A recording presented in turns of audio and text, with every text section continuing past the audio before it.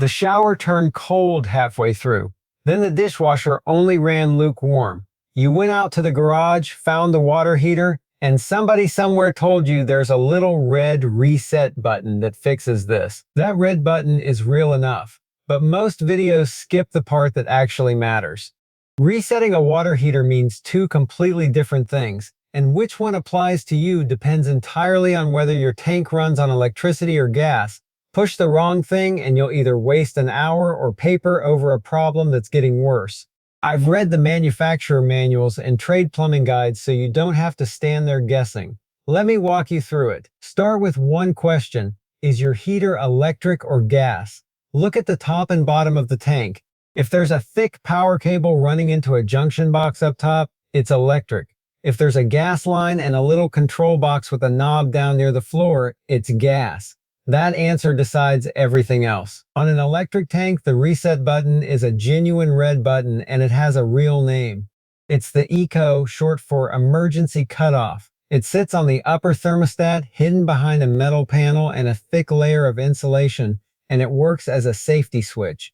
When the water at the top of the tank climbs past about 180 degrees, that switch snaps open and kills all the power. That is why your water went cold. Here's how to reset it without hurting yourself.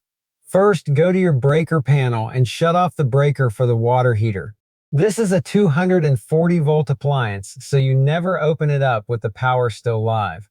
Then unscrew the upper access panel on the side of the tank. Fold the insulation and the plastic cover back, and the red button is right there waiting. Press it in firmly until you feel a small click.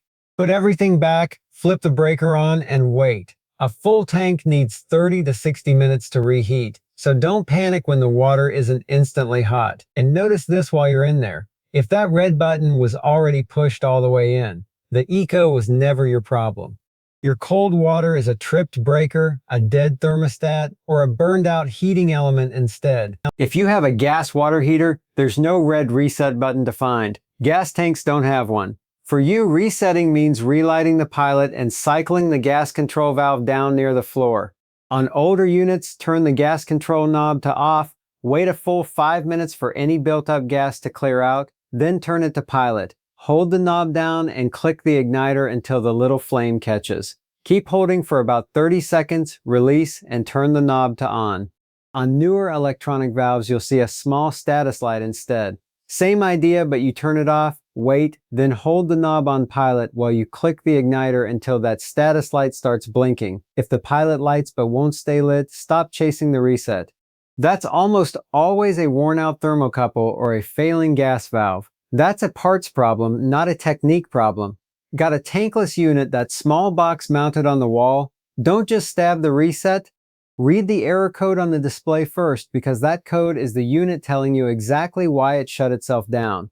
Some brands like Navian put a reset button right on the front. Others like Rinnai have no button at all, and you reset them by cutting the power for 30 seconds and turning it back on. If the same code pops up the instant you reset, that's a real fault, not a glitch. Now the part that matters more than the button ever will. That reset is a safety device, and it tripped for a reason.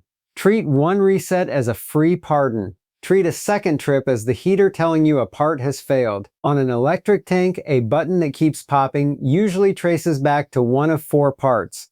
Most often it's the thermostat, stuck closed so an element runs non-stop and cooks the water. Sometimes it's a heating element that has shorted out and won't stop heating. It can be a loose or corroded wire generating its own heat, or a layer of sediment on the tank floor baking one spot too hot.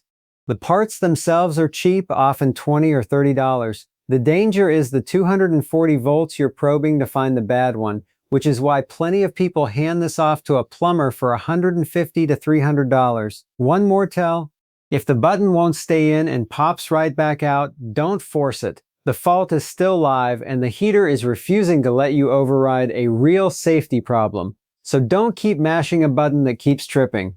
Each override pushes a heater that's already overheating, and in the loose wire case, that's exactly how an electrical fire starts. If you ever spot scorched wires, melted plastic, or catch a burning smell, forget the reset completely, cut the power, and call someone. So press it once, then watch what happens next.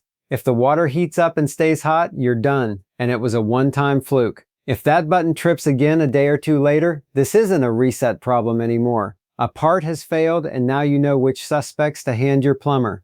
Anything you need to get hands-on with, a replacement thermostat, a new heating element, or a thermocouple for a gas unit is linked down in the description.